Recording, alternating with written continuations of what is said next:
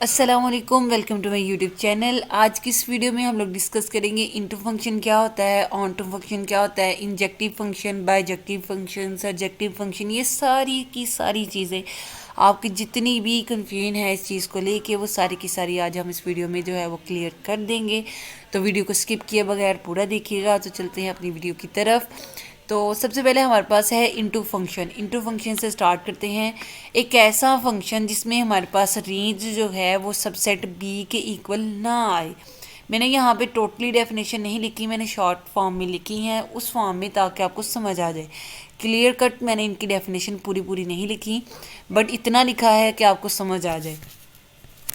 Range हमारे पास B set का subset हो, बी सेट के इक्वल ना हो, तो वो फंक्शन इनटू फंक्शन है। जैसे एक एग्जांपल के ज़रिए मैंने यहाँ पे आपको समझाने की कोशिश की है। अगर मेरे पास एक सेट है ए और फंक्शन है ए से बी में, दूसरा सेट है बी।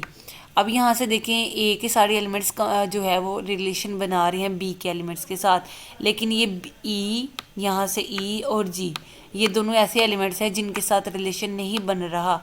तो यहाँ पे रेंज में एलिमेंट्स, वो रेंज क्या होती है, रेंज डोमेन, ये सारा कुछ मैं अपनी वीडियोस में बहुत डिटेल के साथ और काफ़ी दफ़ा ही मैं बता चुकी हूँ।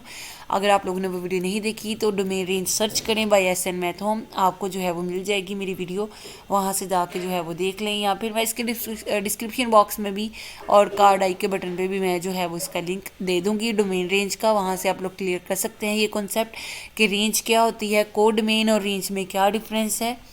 तो इसकी codomain A B C D E F G H है, लेकिन इसकी जो रेंज है वो ए बी सी डी और एफ है सिर्फ। तो इसकी जो रेंज है वो बी सेट के इक्वल नहीं है।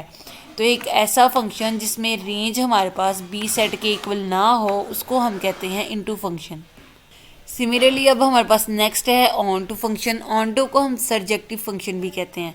ऑन टू फंक्शन सिंपल है कि अगर हमारे पास रेंज पूरे के पूरे बी सेट के इक्वल आ जाए तो हमारे पास जो फंक्शन है वो हमारे पास ऑन टू फंक्शन। जैसे यहाँ पे ये फिगर है हमारे पास, तो ए और बी का सेट है, तो यहाँ से ए का रिलेशन बी में जा रहा है सारा, तो बी के सारे एलिमेंट्स इन्वॉल्व हैं, तो रेंज जो है वो होल सेट होगी बी की। तो हमारे पास जो है वो रेंज इक्वल है बी के। तो यहाँ से हमारे पास जो रेंज है वो हमारे पास बी सेट के इक्वल आ गई। अभी हम चलते हैं वन वन फंक्शन पे। वन वन फंक्शन हमारे पास बहुत ही सिंपल फंक्शन है। एक ऐसा फंक्शन जिसमें दोनों सेट्स के एक वन वन क्रॉसपोंडिंग्स हो। हम कह सकते हैं कि एक एलिमेंट सिर्फ एक ही एलिमेंट के साथ कंबाइन रिलेशन बनाए। एक एलिमेंट का सिर्फ ये इधर भी जा सकते हैं, इधर भी जा सकते हैं, मर्जी है इसकी, जिधर मर्जी जाए। तो एक एलिमेंट्स का रिलेशन सिर्फ एक ही एलिमेंट के साथ हो, तो ये हमारे पास होता है वन वन फंक्शन। अगर हमारे पास फंक्शन इस तरह से आ जाए कि हमारे पास एक एलिमेंट्स जो है वो दो दफ़ा रिलेशन में आ रहा है, तो ये जो है हमारे पास ये फंक्शन वन वन नहीं है।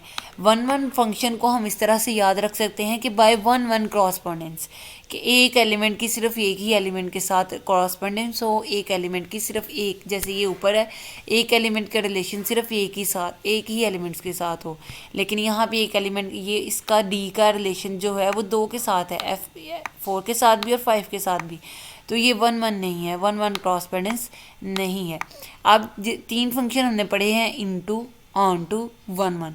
अब इन्हीं तीनों से मिलके बनते हैं हमारे पास बाइजेक्टिव फंक्शन और injective function. One one and onto function, इन दोनों के कंबाइंड फंक्शन है। वन वन तो हमारे पास यही है कि हर एलिमेंट की क्रॉसपोंडिंग जो है वो एक ही एलिमेंट के साथ हो, हमारे पास जो है वो दो एलिमेंट्स के साथ उसकी क्रॉसपोंडेंस ना हो। और इनटू भी हम पढ़ चुके हैं कि जिसमें जो रेंज है फंक्शन की वो हमारे पास बी सेट के इक्वल ना आए। तो जब हम इनको कंबाइन करेंगे तो हमारे पास जो फंक्शन बनेगा वो हो जाएगा इंजेक्टिव फंक्शन। यहाँ पे जो है वो दिखना मैं मिस कर गई, इंजेक्टिव INJ, ठीक है, इंजेक्टिव फंक्शन, ठीक हो गया। इंजेक्टिव फंक्शन यहाँ पे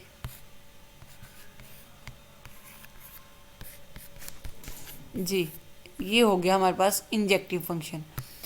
तो एग्जांपल देख लें इसकी कि हमारे पास एक सेट जो है ये बी का एक एलिमेंट बच गया है, तो फंक्शन रेंज की जो है फंक्शन की वो एफ सेट के इक्वल नहीं है, तो ये हमारे पास इनटू हो गया। साथ में क्रॉसपोंडिंग्स वन वन है, तो ये हमारे पास वन वन भी हो गया। तो 1 1 इंटू कंबाइन हो गया, इसको हम जो है वो इंजेक्टिव फंक्शन भी कहते हैं। इसी तरह हमारे पास नेक्स्ट है 1 1 एंड ऑन टू।